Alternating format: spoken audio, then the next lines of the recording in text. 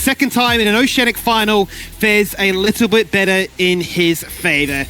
Well, here we go, ladies and gentlemen. Game number 4. It's match point for Ground Zero. The favorites all season long, all series as well, have been Ground Zero, as based on your channel points too. And they'll be showing that 3-1 is how this all ends up. We want to claim first seed as we represent the region in Taiwan. And it's time to find out, Skimmy, if the Ezreal is cursed or if the bot lane is cursed. I think that Ezreal in the mid lane is quite different, you know, because you do have so much experience compared to the bot lane. You can really mitigate that, you know, DPS difference between, you know, the item breakpoints that you would have in bot lane. So I think that Fighter's going to be doing a good job, especially because there's a lot more consistent damage from his team. He doesn't really have to be that late game threat this time. He just needs to output damage and create some, you know, adversity in these team fights for the rest of his team to really shine, because Tien is on this matchup, Poppy into Cassante, and I think this matchup can swing into the Poppy favor really hard if Biopanther messes up this early game. Not to mention, also when it comes to the team fights, right, going to be a bit of a nuisance to try and prevent Elodoric from finding those Dream Engages. And also for the Lucian. But perhaps you just say Tien is really good at this champion, and he just concedes a first blood at level 1. But we are seeing the invade from Kevy again. Can he steal away this one? This might just come down to a smite fight from how much damage Shern is doing to this buff. Battle who can get the Skittles first and foremost, picked up there by Schönfei. Steady hands on the smite, but how does he get out of this situation? He's going to be forced to burn the flash, especially now he sees 3 people. Like, he wants to fight Tally. He just wants to sit there for as long as he can before the inevitable has to occur. Wait, no, Shern. Why? Why have we wrapped around there? Why have we wrapped around like that? That is a freebie. That is a gift that Bai will very happily pick up. Shern has read too deep into what the enemy was doing and did not expect them to be in the bush there. He thought they would just be stealing away the camp, and he could maybe steal, you know, sneak that one away with a bit of damage, but disrespects his opponent and gets himself caught off guard there. But Tien just respawning, running bot, and they're just hitting this tower as fast as possible. They, you know, this is not what you're really going to see in the lane swaps anymore, Skinny, right? Because these towers are significantly tankier, and, you know, it's much harder to take down these swaps. So all you really do is you just navigate, or you want to avoid that first 3 levels in these bad matchups. So it's where you see the Alistar and the Ashe, you know, avoiding the Sentinel in the early game. They're just going to swap back afterwards, and it's going to be much happier for, you know, both Bio and the bot lane on this side. But Bio TPing and has that Pathmaker, quite hard to dive. Yeah, you would usually say you need to get to level 2 as quickly as you can, but he's got the Pathmaker, he's got the red buff, and he's also about to die. Talia takes one more auto attack, and there it is. Picked up there by Liam as TPing into your own death. Feels a little bit rough there.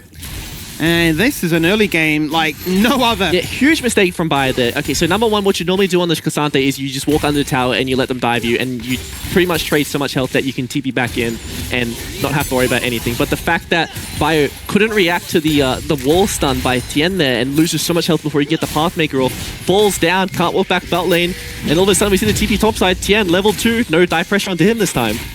No dive pressure onto him. His tower's completely fine. You know, still able to even get that first turret plate at this stage. Whilst you look at bot lane, you say, did they buff how tanky these towers were? Because I could not tell. That tower was already dead, and we're only 4 minutes into this one. But here comes Bliss, mounting their assault. You can be level 2, but can you deal with 4 members pouncing upon you? Bai doesn't even care about laning. He really is that third support in this game. Still keen to make something happen, still hunting for gold, and now there is the engage. Flash beautifully proffered as there is the flash with the pulverize, but he's taken one. Can he make a second? He can! Oh my god, it's a denial. That's an execute going over the side of Bliss, but still Tien buys so much time. But the fact that they've gotten 3.5 plates on the bot side already is such a big deal. Nautilus is so good at proxying his ways. I assume he has Demolish as well, so just a lot of damage being dealt to these towers, and it's such a big deal for what we're really looking at in the early game, because you would have thought the Ashe was going to have some priority on the bot side, but they just really don't. And see me going into this replay here, Tien unfortunately wasn't able to flash, you know, in time, but still, because he's level 3, he buys so much time in the CC chain, he's able to stun up Kevy under the tower, and he's the next one tanking this thanks to his E, just, you know, instantly applying the damage there. Yeah, the Defiler being a bit of a menace and keeping him in mega range, being as close combat as he is. And speaking of the devil, he goes in for a bit of a cheeky invade once again. Cinderella crying where they took down Schönfei for first blood, tried to find a little bit more, but not to be found on this occasion. Nicely done there by Harry, hiding behind the wave to ignore that mystic shot from connecting and get the better end of the trade.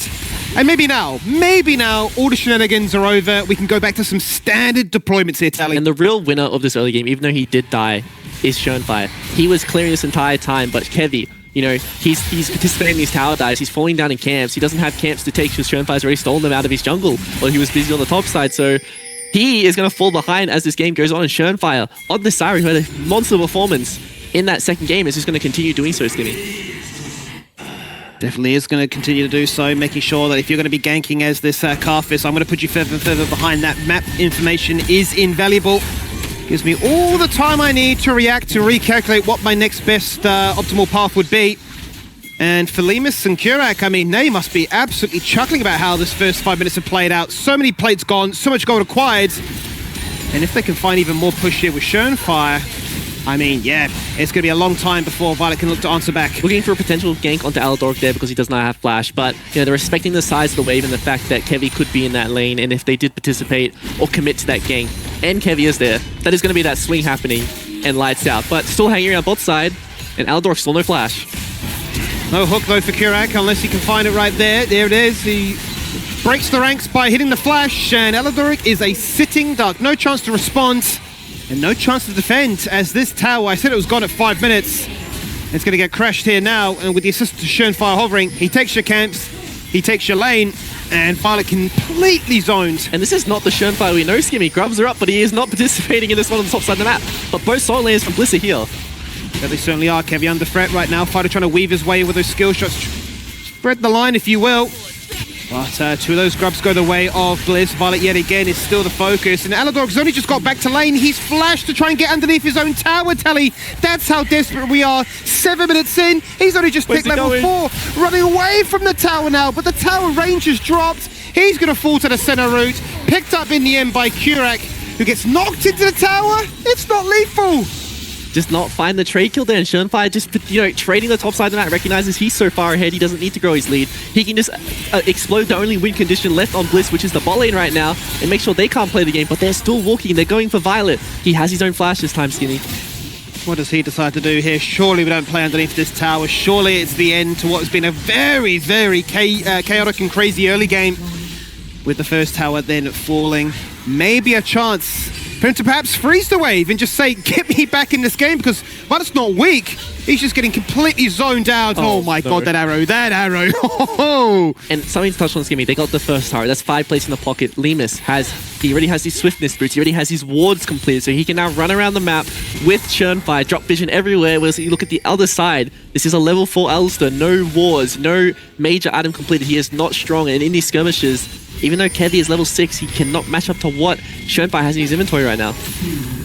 Terrifying start to the game here, and you really are hoping that things simmer down in a second, because to already be up by that amount of gold, 2k at 8 minutes in, is criminal. Ground Zero really are just upping the revs on that speedometer every single time. They show no signs of slowing down. Yeah, and that's what Bliss really needs right now. They need this game to slow down. They need to, you know, buy time so their AD carries can both hit the Kraken power spike. They need Carthus to get his first item, and they need this game state to really benefit Bio, because he is that, you know, major side lane threat for them. They need the flanks to really come through. So as long as it's just going to go back to farming and a lot more scaling, this will be very good for Bliss, because they shouldn't really be able to do anything in this early game based on how much control Ground Zero have gathered from that initial lane swap that actually came out of Bliss.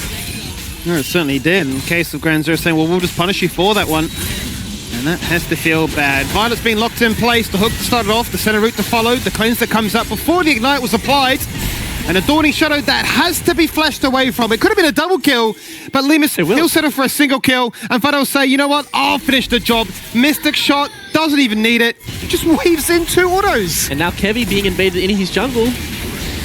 Oh no, it really is going from bad to worse right now. Schönfire finds another kill and makes the jungle gap widen that much further. Requiem's not enough to find anything. It pads them low. Perhaps an assist can be found if Harry can play cleanup crew, but Schönfire goes to safety. They're culling with the angle. It's just not ideal. And Granzer, it's almost like they're playing with their food. And they are just attacking on every stage of the map, Skimmy. Top side, bot side, they're everywhere. Fido finding that window to move and clean up that kill is such a big deal, and the fact that, you know, Alador can't even block hooks through his AD carry lane, because if he gets hit, he will also die. So Violet's only play there was to play to dodge that one, but since it landed, that meant Alador fell down, and then later on Violet. But with the ult coming out of Kurak down, no summons on Violet, even more threat onto his bot lane. I'm not sure what you do at this stage of your Bliss. You feel a little bit desperate already this early on into a game to figure out what is our answer back. What is the catalyst to regenerate? Because you've dragged Kevy out of his lane. He's thinking, I need to gank. Not the ideal situation as a Carfist, but the wall of pain goes down. You think maybe, just maybe that's enough. In tandem then, with an engage off this Ashe and Alistair. It's simply not, though. And this entire half of, top half rather, of the map is lit up red. Oh no. Shunfire knows exactly what you're doing, so if you spend all this time in the river, he tracks you, he can bring the boys, and they can wrap around as a 4-man swarm. Trying to hit the Skittles.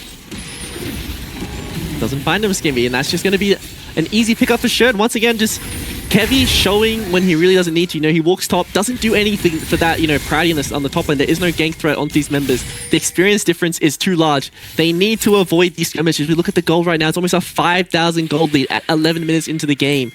And their one, you know, winning lane, you know, was their bot lane and their mid lane. But the fact that his kills are going over to Fido and the 2v2 happened on that bot lane is so hard for Bliss to find any window back into this game. This feels like what the PCS do to us when we go overseas, right? We get crashed in at 10 minutes. We're thinking, oh, well, another year of getting stomped in as a result. But this is crazy from Ground Zero to respond in the fashion they did, to be that well-versed in understanding what Bliss's game plan was, and to say, now, we've just got a better game plan. You need to conform to what we're doing. As Bliss got the first 3 grubs. They're fighting. Ground Zero are going to go for the second grubs, and, well, Bliss really are going to say we need to fight tooth and nail for everything. This game is done if we don't find a little bit of retribution right here and now. Kevy takes out Shernfire. That's not enough, however, they need more. They've taken 2 so far on the side of Bliss. The top half of their team is bleeding. And they'll find nothing more than just a chance to reconsider their next team fight play. They get, you know, the 1-for-2 trade, but this is the teleport from the side of Bliss. You know, Bayer used his teleport to get here. This is 3 grubs going to Ground Zero as well, so this is still a huge win for them in this skirmish, and especially since the fact that Alidoric, you know, one of their main engage tools, used their flash to get onto Shernfire here, and the kill doesn't even go over to, you know, the Violet. It does go to, it goes to Kevy, who just really isn't having this impact in this game so far, and I do not think this extra gold in is really going to change what his performance is going to look like for the rest of this, you know, game, Skinny. Does beg the question, if panic starts to creep in at this level, you'd start to think, well, you know, yeah, what is our answer back into the swamp? We've lost so much standing gold. It's been so hard for us to try and answer back and get turret plates of our own. We're all shoved up against our waves, and I think a lot of it's going to come down to, can we rally around Harry? Because in particular, he's been putting in a stellar performance here. Yeah, absolutely has been putting in a performance. Very consistent player, right? Always has, you know, good farm, and he has an impact in the lane, but very hard for Lucian to do anything in this game. He needs his team to stand up so he can do damage. He's a low-range AD carry. He needs that lockdown to do damage, or he needs time to really get to, you know, that level 16, that 3-4 item spike where the culling will just start shredding through the members of Ground Zero. Let's see what the next play would be. It seems that bot lane was a case of pushing in the wave. Once again, another lane swap flipped around. It's already going to be Ground Zero deploying their bot lane into the mid and saying, this is fine, another tower. There's nothing for us to play for in the bot lane anymore. We're just going to roam, offer protection for Shernfire, offer a safe patch then to, you know, lean over to Fido as we move over there too. And everywhere we pan to, Tally, it's just a case of waves being crashed and no match to be found. Alidor can try to be cheeky and try to look for the Poppy one more time, but it's just too easy. That's what this champion's designed to counter. And how do they dive him? He's so tanky. He also has the ult, so he can just knock them away if they really do commit. It's so hard for a Carthage who's behind, and Alistair who just, you know, not even Alistair, the fact that Violet doesn't have his Kraken yet is such a big deal for dealing damage to this guy, Skimmy. They just keep trying and trying and trying. One day it'll work, guys. Trust me. Alidoric's soaking up the entire tower right now, but he gets knocked away. So Kevy's going to get aggro. Kevy's dead. It's a fantastic trade again. And when will Bliss learn? You just cannot dive this Poppy. And it's just way too hard, and they're so down tempo. They already lost their outer tower. The members are collapsing onto mid, so this is now all of a sudden a 2-tower trade 4-1 and a 1-for-1 in terms of the kill department. So just more wins for Ground Zero, more gold going towards these members, and this gold lead is just growing and growing and growing, especially with, you know, them securing this Rift Herald. But we see the members of Bliss partying here, Skimmy, and I'm not sure they want to give this one. I'm not sure if they really have a choice at this stage. They're not finding much success in the laning, so perhaps they can find some consolation in picking up some shutdowns. So they all pounce upon Lemus right now. Adodoro locked inside that pit, the Requiem to follow, the culling out of range, and yet again, the opportunity cost keeps popping up, but keeps netting them at 0. And they're so desperate to find anything, you know, blowing flash culling is the last thing you want to be doing as Harry this game, but that's what they did just to try and find the kill onto Lemus, who's not even a shutdown, Skimmy, even after all this pressure he's been putting out in this early game. This is Bliss constantly trying to fight. The way you get back into the game is by fighting, apparently. It's not by scaling. Yeah, this is very rough to see based on how the series has gone so far. We didn't expect it to be this. I can't even think of a word to try and describe it. I'm not sure what I'm really watching at this stage. This is a complete blowout. This is just Bliss coming out with a game plan in the the fourth game, the last potential game for themselves, and it just going terribly wrong, right? They go in for the invade, they didn't get the buff, they go for the dive, they trade 1 for 1. They trade 1 for 2 actually with the execute going over the vial, but the experience still going to Tien. They try to play the 1v3 outplay on the tower dive, they misplay it, so he now misses all the experience, and just everything went wrong for Bliss in the early game. And this is one of those games where in scrims you would just pause and say, alright, GG remake. Yeah. It really feels that way, doesn't it? It's just a massive, massive knock-on effect from what you thought was the best case scenario with that level 1 invade to where we find ourselves now. This is all the carries of Ground Zero with zero pressure, constantly pushing out these waves and saying, what are you going to do? We've got vision littered throughout your entire jungle. Schönfire can do no wrong. He's got the most farm in the game, well, for his side anyway. Not to mention that Harry's still trying to be that 1v9 performance, but this is rough orders. Yeah, it's absolutely extremely rough, and especially when you press tab and you look at the enemy's inventories, you look at Ground Zero's, how much gold, how much experience they have, and the fact that Lemus on the center is as fed as an AD carry would be at this point in the game, and he's a player who's extremely good at getting souls, but what an engage. There it is. There it is. That's what we've been asking for. There's the Enchanted Crystal Arrow. The Stranglethorn Stone is a fantastic disengage tool. If you want to press on forwards, Zyra will not allow it. Schönfire simply says no. He's denied the comeback potential, and they'll find yet another tower, as that one is critically low. And I think that fighter has adopted the Kurak aura, right? Every time they try to engage him, it goes terribly wrong, and Violet, walking back up, has he summoned Skinny, but it just doesn't matter. Yeah, he knows it's a done deal, and you can see the pure euphoria in Ground Zero's face. They know this game is so close to being done already. Nice heal there from Lemus. That may just be the difference, preventing the one shot from the Requiem. But this is not the way you want to see Bliss close things out. And it all starts with a fantastic engagement, just couldn't get it. And Kurak does such a good job, the hook, separating all the members on the enemy team. They cannot follow up that flash engage from Aladoric, especially since Bio is not here and he has no TP flanks to go to. This is a tough one, team. This is almost a 10,000 gold lead at 17.5 minutes. And from a comp that doesn't, significantly outscale, it is so hard to get back into this game state. Which is what I'm really hoping for. I'm hunting for an out, an avenue, a way back in. But this is very dire, to say the least. It puts a bit of a dampener on the grand final as a whole, right? It sounds very depressive, the tones of like, oh, well, the game's done already. It's only 17 minutes in. But, I mean, from what we've seen so far, Team Bliss's best avenue in is, well, let's just keep fighting. Let's just keep kind of find these picks. And here is attempt number 5, Phyto. Do you know? He is playing the Ezreal, so he can just farm his way from extremely long range. Aladoric doesn't have the flash, but he does have Hex Flash. You want to charge that one, but Fighter has all the tools to outplay, and he has a Schönfire in his pocket.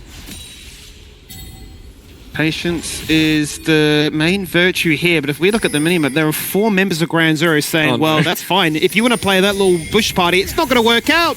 Out comes the TP, the wraparound effect is there, Blue Trinket reveals, Astro doesn't connect critically from the mid lane, and surely that means they just can no longer win this fight. Bio jumps in, gets half his HP chunked out, Kevy tries to entertain something, but he gets instantly destroyed. Aladoric running for his life with the ultimate active, you wouldn't know it because he's still so damn squishy.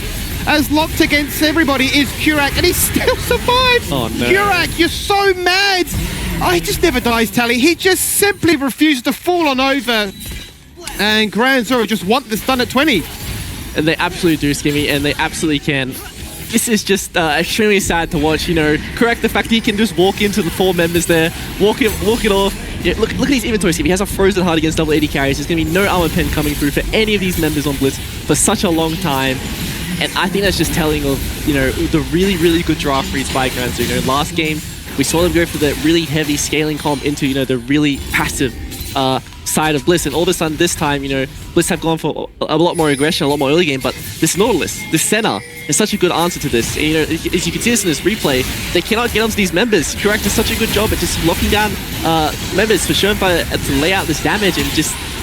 It's so hard to you. I really don't know what to say. This is just really hard as a player to get back or think about anything, any way to get back into this game. And it's the kind of situation we'd be hoping, all right, go next game. You've got that luxury, right, of being on a match point, but it's on the other shoe, isn't it, right? It's not Ground Zero in this situation. And you were thinking if this is, the blue side draft with all the different curveballs thrown this way, it simply hasn't been enough, unfortunately. And to have everything exposed at this stage, the luxury would be, we've let your inhibitor stay alive. Otherwise, that might be your ticket back in. You just keep wanting to fight us. Just farm some minions. Yeah, absolutely. But here's another arrow. No flash this time, Skimmy. Can they get him? Another arrow. Can we find Fido? Can we interrupt the perfect KDA? Can we find another kill? Yes, we can. Shutdown picked up there by Valla. He's got double summon. It's fantastic. Strangle falls though. Shunfire.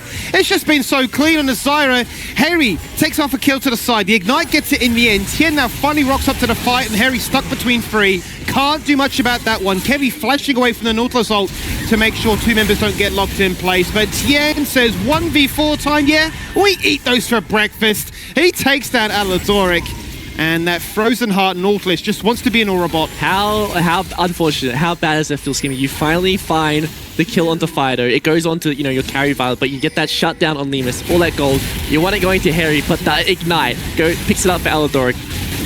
It's so unfortunate your carries aren't getting this gold because it is so crucial that these members get to the items as fast as possible because, when you look at the side of Ground Zero, how fast they can take these objectives, how fast they can speed the game up.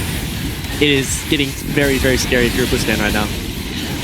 And past the point of control, it's hit that critical threshold of embarrassment, to say the least. As we see here, 21 minutes in, what can we find? 14k down, Baron being picked up, shutdown is there. Nice bit of pocket money for Harry to utilize. Can we get much more than that, Woe? As Violet takes a 1v1 into Lemus, rudely interrupted there by Fido. Gurak yet again, denied death. We still need to find a perfect nickname from Tally, but we're in the middle of a team fight. Aladoric is under threat from 3 different members, and Fido puts an end to it. Respawn fight, Skimmy. They do get the 1,000 gold onto Harry though, so he is going to be able to pick up his Essence Run reset, but Fido already TPing to the bot side, and it's really him picking up that inhibitor tower for his team, and breaking the base is a sure sign of what is to come for the rest of this game. It certainly is. Single-handedly winning the game for him, 4 PvE Andy. We don't mind that though, because the TP is going to guarantee the wave stays around a little bit longer, and one inhibitor is exposed, the second has been claimed. And this is really Ground Zero saying, all right, let's pick up the pace a little bit here, guys. Let's really try and put some checkmate conditions in place to make sure that we can win this game. And they kill him. Tien soaking up the ultimate from the fountain itself. Ashero connects. Out goes the all-out True Shot Barrage to try and land into Bipivot. It's Bipivot that dies first. Tien refuses. In the end, it literally took the entire might of Bliss to remove a Lonely Poppy. He is so tanky, Skimmy. Picks himself up the locket as well, so that is so sad for Skimmy. Not for you, Skimmy, but this is a fight coming. I'm very sad right now, Tally, as a team fight's about to occur, and it doesn't seem to be one in which Team Bliss are able to get any kind of comeback potential. Out goes the Requiem. There is the culling. There is the damage to try and find something, but Kevy is bleeding. He's blinking. He just survived from a single Ignite tick taking him down. And my gosh, it just feels like we're no longer playing League of Legends, we're playing tower defense. Okay, this is becoming a very action-packed game, Skimmy. Maybe just fighting non-stop is the way to get back in the game, because Bliss, even if they do fall down, 3 or 4 times for every kill they do get onto the member of Ground Zero, every single time they get a kill, it counts for a lot, Skimmy. There is so much experience to be gathered from killing these high-level members, and finding these shutdowns, getting the gold onto the correct members on your comp is so important. And if we do finally get to see the 3 arms come forward, maybe this damage makes up for how long it takes to kill certain champs, especially Tien. Yeah, look, I mean, this is just crazy to be this tanky this early on. Both Tien and Kurak to say, nah, we're good. All passed up on that occasion. You need your entire squad to take us down. And yeah, you mentioned it early on that it seemed like this is a case of go next. There is no next, unfortunately. This is game 4. We were hoping that Bliss would bring us to that go next situation, and maybe they still can. Into the mid lane, they TP. The flank is successful. Bipivot looks to try and take down one more. They've removed already Lemus. He's down for 35 seconds. They'll find a second, and that's to be picked up here by Violet. But Fido's still got the Baron. That still has 10 seconds left to go and just jumps at their backline and lost as he takes down Bio. There's the Requiem now, but Aladoric's dead before that one connects. Double then picked up by Ezreal. And this is looking like a triple inhibitor into the most super minions you've ever seen. And this is a death cap Zyra, Skimmy. You're not used to seeing this item on the champion. You're used to seeing a lot of the, the dot items, the slows, the utilities. But Shunfire so fed this game. Picks up the death cap, building towards the, his pen item, and he is going to be doing so much damage. Really saw him pretty much one-shot Aladoric in that last team fight. But these fights are still going kind of even, Skimmy. Yeah, look, I don't know what to say at this stage here, Tally. I just like the fact that we're fighting. It gives me something to play by play to distract myself from that monumental gold lead. I haven't looked at the top of the board in a very long time, Skimmy. I am maintaining hopium for a game 5 because, we are seeing the makings of these LDRs come out of both carries for Bliss, and I think when these items start to come forward, maybe instead of taking 25 seconds, it takes like 15 to kill these tanks, Skimmy. Maybe just get the stopwatch out next time they look to try and gank one of these tanks and just see how long it takes, because they are just Thanos and the entire Marvel Universe combined into one right now. They refuse to fall on over. With those triple inhibitors being taken, now it's a case of all those supers crashing at once. They were the sixth member, the helping hand that Ground Zero need to end this game once and for all. They started off by removing Biopepper. They look towards Violet, and he gets sniped away. Flash secures it, Hook denies it, and a fountain to prevent any more from happening today. It's Kevin Harry against the world. Harry from the Afterlife. It's not to be, as he'll get dragged back in, and Ground Zero will say that's the ace, that's match point, and this is the year of Ground Zero. 2024 belongs to the boys in green as they claim back-to-back titles as your LCO champions. 46 kills in a 26-minute game, Skimmy. You know, every single game looks even more dominating, and it's nice to see Ground Zero look so powerful going into PCS. This is what we wanted from our first C team. You want to see the dominating performance, the clean wins. And throughout this series, every single player kept evolving. Their drafts kept evolving. And so far, I'm really impressed by this org and this team, Skimmy, and I'm really excited for what is to come. You can't ask for much more than that. Lemus, he says, I never miss PCS. 4 from 4 now on all those trips. For Fido and Kurak, their first split on the team. He's eating some cake, and for sure, celebrate, mate. You've joined the roster, and in your very first split, you've picked up your very first title too. Schönfire at the top of the show, as we mentioned as well. He's now tied as the most successful player in LCO history with 6 career titles. Oh, it's just mind-boggling stuff here, Tally. Yeah, absolutely. I am so impressed with this roster. I cannot keep echoing that statement so much. I just think the overall effort they put in, the fact that they look so comfortable together as a team, and, you know, they kind of have that power of friendship aura going for them, Skinny. So I'm so excited for what is to come. Certainly lots to come. That does it from us here at the LCO, and we turn our attention towards the PCS now. We really hope that these boys can do us proud, but that's going to be us for a second. We're going to take a quick break and break it all down right after this one.